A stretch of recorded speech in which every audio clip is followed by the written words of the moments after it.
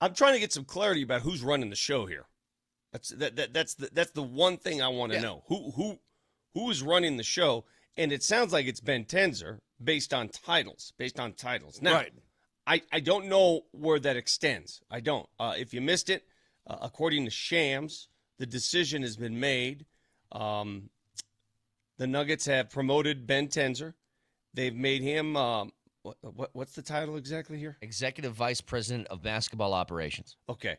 And then they brought in a guy who used to work for the Nuggets, who was hired in 2019, a guy by the name of John Wallace, and named him the Executive Vice President of Player Personnel. Well, Tim Connolly obviously saw something in John Wallace that he liked a lot and trusted. Yeah. That's why he took him with him to Minnesota. Sure. So Tenzer's the boss here. Tenzer's the boss. He's running the operations.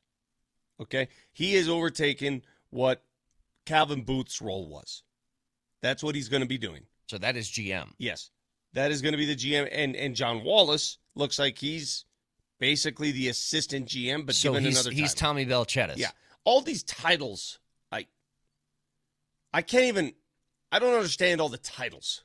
That's where I don't know what this all means. And I believe titles are given and titles are handed because that's the one way to take a guy from another franchise. Give him a title and with that a little more money. Right. You mean allow him to get out of his contract with his previous team? Exactly.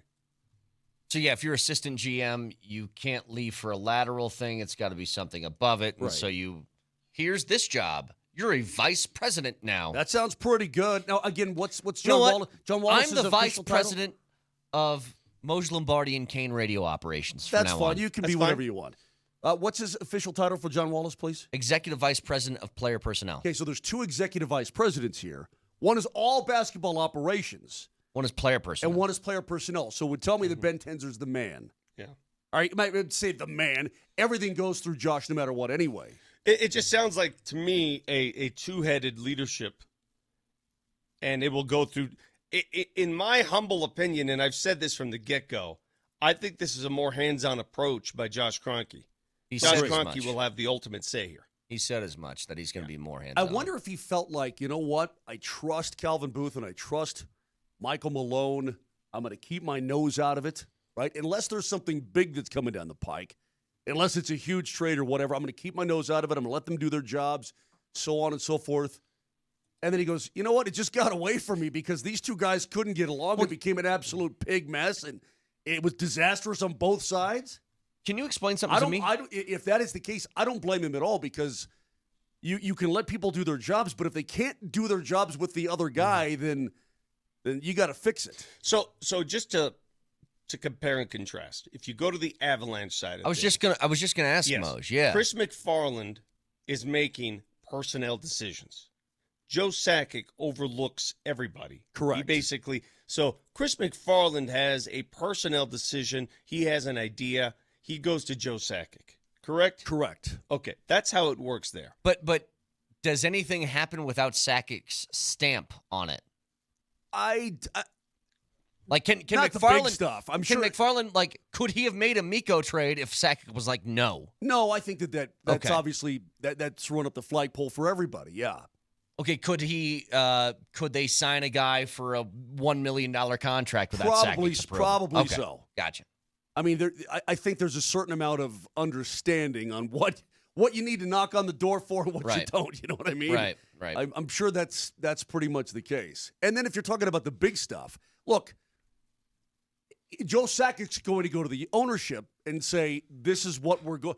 I mean, when you're talking about millions of dollars having to be shelled out for players and gigantic contracts and all this kind of thing, I think the guys who own the team want to kind of be sure what's going down. I think that Josh Kroenke, I think that they think, okay, obviously they're more basketball people than hockey people anyway, but I think that Josh Kroenke talked about the responsibility when he was talking in the news conferences about the Joker years. He is fully squared away, and I mean absolutely cognizant of how important this time in this franchise's history really is. You're not going to get this opportunity ever again, not with a guy like this. So you've got to really hyper-focus, and I really appreciate that about the understanding that now, but again, I hope this is the right way. Yeah. But they understand we've got to maximize what we've got with this guy. I think they get it too. And if you look at next year, guys, already the betting odds, the Nuggets are among, listen, OKC is obviously the favorite. Yeah. I mean, with what they've got. But the next ring after OKC, the Nuggets are in that. The Nuggets are in that level. It's easy to say, hey, look, the Nuggets took them to 7 games. But again, game 7 gets away from you, and you're like, are you really that close to beating those guys? Well, I'll tell you what, man, you're still going to have the big fella, and you're still going to have your core.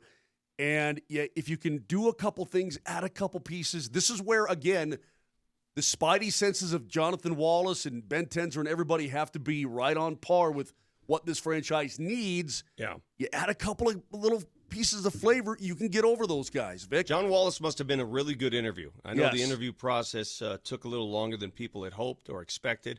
Maybe they had this in the works already and they waited till after the finals to announce. They haven't even officially announced it yet. It's been leaked by Shams. But I know this. I know the interview process is something that Josh takes great pride in trying to find if they jive. I'll say this about the Nuggets. They got a lot of work to do, and they got to do it quickly. The draft is this week. Not that they will partake at this point because they don't have a draft pick. But draft week usually leads to trades and talking and whispering. And you found out the other day that Dario Saric, according to reports, will opt into his contract. Why wouldn't he? This is not a surprise. For folks who said, oh, my God, he's coming back. Yeah, well, who would walk away from $5.4 million willingly? Yeah. Obviously, he's going to opt into his contract. But it doesn't mean he'll be here. There could still be a team in Europe that wants his services, offer him $2 million, and the Nuggets will have some choices to make. They could buy out the remainder of his contract.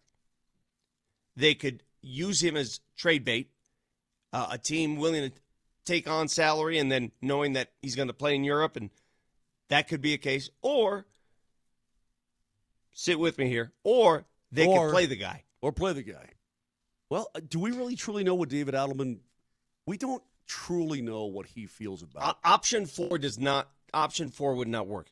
You cannot pay him that money and not play him. That is correct. You cannot go through a full season of basketball paying that guy in excess of 5 and have him play in 19 games. Vic, that's what I'm saying is what you're saying. You can't pay him that kind of money, Brett, to get into the layup line every pregame and sleep in hotels.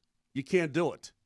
Not in today's NBA. No. Every cent is I guess so valuable. You cannot inflate a salary for a guy simply to make road trips and enjoy nice hotels. Yeah, that's my job. I know. I know he just did it, but you can't continue that way, which is hence the changes that were made with the organization. So a buyout is still, you're paying the money. It's just he doesn't exist anymore. You're paying it to a ghost as opposed to a person that's at the hotel. Correct. You're just buying them out. Yeah. And the ramifications, we would have to ask what that means cap-wise. I don't know what that means cap-wise. I don't. I wish I had the answers. I'm not a capologist. So you got to call Jake Coyne. Might have to.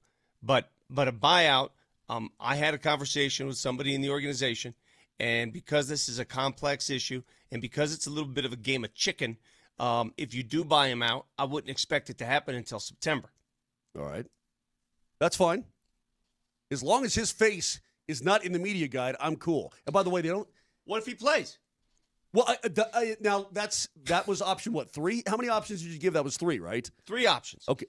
Well, you said option 4. Option 4 is the nuclear option. Okay. That can't happen. You can't pay him and not play him. Well, do we truly know if David Adelman can come up with a plan for him? If he really, maybe he does think that he can utilize this guy. Maybe he doesn't. Maybe he just thinks he certainly was not going to play him in the final 3 games of the season and in the postseason when he hadn't played all year long, right? You're not going to put him in the rotation. Well, I would assume that, again, Ben Tenzer, who has been named the vice president of basketball operations, and John Wallace, who is the new executive vice president of player personnel, have some sort of plan for a guy like Dario. I mean, you asked the question, well, what if he plays? Yeah. The more I'm thinking about this, Vic, the more but Vic, What in the world would change for the better over the course of a year? He didn't not play because he was hurt. Yeah. He didn't play because they were like, you can't. Like, you just can't. So I don't know what would change. You could say the same thing about Zeke Naji. Again, you cannot go another season with your fourth and fifth highest paid players not playing. You just can't do it. It's one of the reasons why you gassed out there. You can't do it. Either one has to play, two have to play, something has to happen there. But the more I think about the change in direction here, front office direction, the more I believe this. I think Ben Tenzer was assigned that job maybe a couple weeks ago, whatever. And I think he played a role in interviewing John Wallace with Josh Kroenke. Okay. I think Ben was already, this is me just opining here. I don't know this to be fact. But I think because there's a history there and Wallace worked in the organization, Ben's comfortable working with him, and it'll be a joint venture.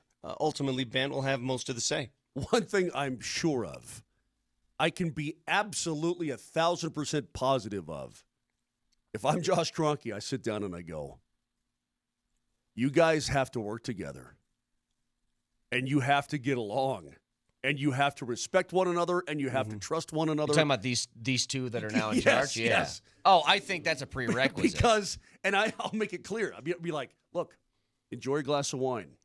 Because if you don't, I will shoot you both into the moon on the biggest rocket ship I can find. I've got this on pretty good authority. All right. That here's how it's going to work. They're going to basically work in collaboration here. All right. They're going to essentially share the GM duties. Okay. All right. Different titles. One is operations. One is personnel. But any decisions personnel wise, anything that happens, trade, it's a collaborative process, and they will both report to Josh. Yeah. And that is the system moving forward. Not one is the GM. They're both the GMs, essentially.